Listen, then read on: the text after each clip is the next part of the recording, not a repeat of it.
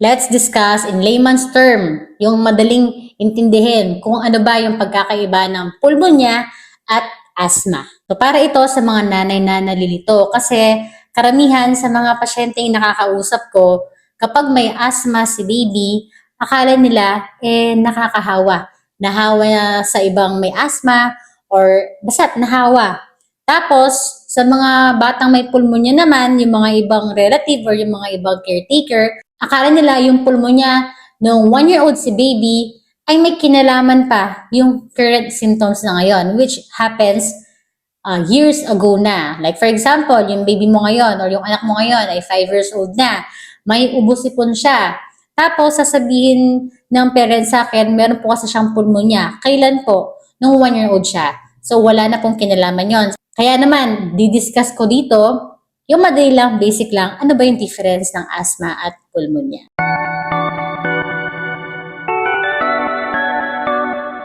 So let's start with the definition. Asthma or bronchial asthma.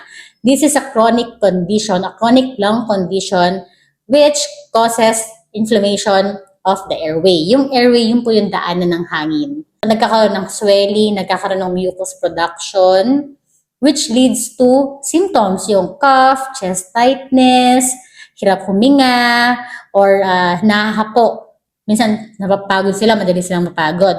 Dahil yun sa mga trigger. So, yun yung mga trigger na yun, pag-uusapan natin mamaya yan. Ang pulmonya naman is just a lung infection. So, infection po sa baga. So, madali lang siyang intindihin. Ang asthma, namamaga ang airway, ang pulmonya, lung infection. So, let's proceed with the cause. Ano ba ang dahilan? Sa asthma, ang dahilan po dyan, posible, merong allergen, merong exercise. Yung exercise na to, ang sinasabi namin dito is napagod, di ba? Yung mga may mga baby tayo na or may mga pasyente tayo or may mga bata na dahil sa pagod, natitrigger yung asthma kapag sobra ng laro. At pwede ring infection. Yes, pwede pong matrigger ang asthma kapag may infection si baby, especially yung pulmonya. Kaya minsan sabay po yung pulmonya at asthma. So, dun naman sa pulmonya, ano yung cause ng pulmonya? Well, marami. Basta't bacteria, virus, yan po yung pinaka-most common. So, magbabase po tayo sa age. Kapag 2 years old yan, hanggang 5 years old, usually ang cause ng pulmonya is virus. Pero kapag mas bata, less than 1 year old, yung mga infant, kapag may ubo-sipon na yan, medyo aggressive tayo dyan kasi more on bacterial po yung cause. Meron naman sabay yan, viral tsaka bacteria. Kaya kapag medyo tumatagal na yung ubo, well, baka hindi na viral ang cause. Kaya minsan nag-antibiotics. So dahil na-mention ko rin antibiotics, magpunta na tayo sa management. Paano ba gamutin ang asthma at pulmonya? Okay, madaling salita naman. Ang asthma, medyo komplikado, medyo madami ang pwedeng ibigay pag nag-asthma si baby or ang pasyente. Alam nyo to, nagpapausok, di ba? So, kailangan, ang mangyayari sa asthma, kailangan bumuka ulit yung airway. Kasi nga, di ba, maga siya, nagkakaroon ng narrowing yung airway, kaya hirap huminga, meron din pag-ubo, nahahapo, no? O, merong shortness of breath kasi nga, imbis na ganito, yan, nagsasara siya. So, ang gagawin, paano i-manage yan or paano gamutin, kailangan bumuka. So, ano yung pampabuka? Pausok, no? Ano pa? Yung mga steroid, yung inhaler ninyo.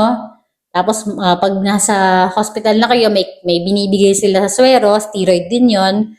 And of course, kailangan ma-supplement yan ng oxygen kasi nga bawas yung oxygen kapag may asthma. So sa pulmonya, kapag ang cause ay bacterial, of course, antibiotics. Kapag naman viral, we can give antiviral. Pero yung mga ibang viral na nagkakos ng pulmonya, we just give supportive treatment. But most of the time, dahil usually ang flu or ang influenza virus which causes pulmonya, we can give antiviral. Ngayon, kapag ang pulmonya ay gumaling na yan, wala na. Hindi na dapat babalik yan. Maliban na lang kung meron na namang bacteria or virus na pumunta or mag-infect sa pasyente.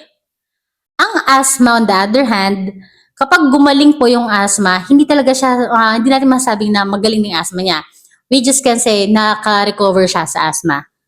Okay? Kasi pwedeng ma-trigger ulit. Dahil yung trigger lang ng asthma ay allergen, exercise, or yung infection. So kapag nagkaroon ulit ng infection, pwedeng bumalik yung asthma ulit. So yun po yung pagkakaiba ng dalawa. Medyo mahirap gamutin ang asthma. Personally, for me. Lalo na kung severe, kung laging malala yung asthma ng pasyente. Kapag pulmonya, antibiotics lang yan, 1 week, no? Wag lang yung mga high risk na pneumonia kasi yun, mahirap nang gamutin yun. Pero kung yung mga low risk, moderate risk lang, yung mga pulmonya na hindi naman malala, antibiotics lang yun. Oxygen, hydration, pahinga, and then gagaling na yon, gagaling na sila. Pero yung asthma, pwedeng pabalik-balik yan. Kapag talaga, pag allergy, yung atopic dermatitis, di ba? Food allergy, pabalik-balik yan. So, mas mahirap ang asthma for me. So, sino nga ba yung nakakahawa? Of course, nakakahawa yung pulmonya. Kasi lang yan, respiratory droplet, airborne, no? Kapag nalanghap mo yung hangin nung may nung may pulmonya, pwede ka rin magka-pulmonya. Kapag sa asthma naman, hindi yan nakakahawa. Namamana. So, ang asthma is namamana, ang pulmonya nahahawa. Okay? So, sa symptoms, na-discuss ko na ito, pareho lang yung symptoms nila eh. Ubo, pwedeng sisipunin, pwedeng lagnat. Ang lagnat more on sa pulmonya yan. So, pwedeng pareho silang hirap huminga. Yung ubo sa gabi, usually sa asthma yon. Kapag sa physical exam naman, ang may wheezes, usually ang asthma. Pero, may wheezes din ang viral pneumonia. Okay? Basta, ang tatandaan nyo, halos pareho sila ng symptoms. Pero, mas matagal ang asthma. Kasi nga, chronic lang condition. On and off kasi yan. Ang pulmonya, once na wala na yung pulmonya, wala na dapat siyang symptoms. So, sino yung mas malala? Actually, depende. Kapag yung pulmonya is low to moderate risk lang, pinauwi kayo ng doktor, o kaya oxygen lang sa hospital, well, low to moderate risk lang yon. Hindi siya high risk, hindi siya malala. Pero na lang kung talagang makikita mo talagang hindi na nagigising ang bata, nakatubo na siya, nasa ICU, well, yun, malalang pulmonya yon. Yung asthma naman, on the other hand, kapag pinauwi kayo ng doktor, nagpausok lang sa clinic, nagpausok lang sa ER, pinauwi, yon, mild exacerbation lang yon. So, mild to moderate exacerbation, hindi pa malala yun. Pero, katulad ng pulmonya, kapag nasa ICU na, ang dami ng binigay na gamot sa'yo, yung oxygen mo sobrang bawas na, nakatubo na yung pasyente, yun, severe exacerbation na yun, malala. So, case-to-case basis kung sino yung malala. Mas pangit kapag combine. Kapag may pulmonya na, tapos meron pang asthma. Yun, talagang dapat nasa ICU na yung mga yan. These factors, sino-sino yung mga pasyente na posibleng magkaroon ng pulmonya or posibleng magkaroon ng asthma. So, syempre sa pulmonya muna tayo. Sa pulmonya, dahil nakukuha yan dahil ang cause niya ay bakterya at kapag nakalanghap ka ng hangin na may bakterya o kaya basta nagkaroon ng aspiration ng bakterya or ng viral, pwedeng magka-pulmonya. Plus, kung mababa yung immune system mo. So, ito yung mga pasyente na walang bakuna, kung hindi malinis ang kapaligiran, kung hindi malinis ang hangin, you don't practice hand washing sa school or sa bahay, yung posible na magkaroon ng pulmonya. At syempre kapag may outbreak or uso yung pulmonya, posible na magka-pulmonya yung pasyente. Sa asthma naman, ang number 1 na risk factor for asthma is family history. Kapag meron kayong dalawang parents or kahit isa lang dyan na may asthma, posible na magkaroon din ng asthma yung bata. So, paano natin iiwasan yung asthma at pulmonya? Siyempre, sa pulmonya, number 1 dyan, ang kailangan maging healthy si baby. So, paano? Ang lagi kong ina-advocate sa inyo, breastfeeding. Exclusive breastfeeding is the key for immune system, for antibodies, no? And then number 2, kailangan kompleto ang bakuna. Especially for pneumonia. Yung 5-in-1 na binibigay sa center, yung pneumococcal na binibigay din sa center yon. Yun po yung mga kailangan ni baby para low risk siya kapag nagkaroon ng pulmonya. So, 'di ba? Sabi ko para low risk siya. Hindi ko sinabing para hindi siya magka-pulmonya. Kasi posible pa rin siyang magkaubo, posible pa rin siyang mahawaan.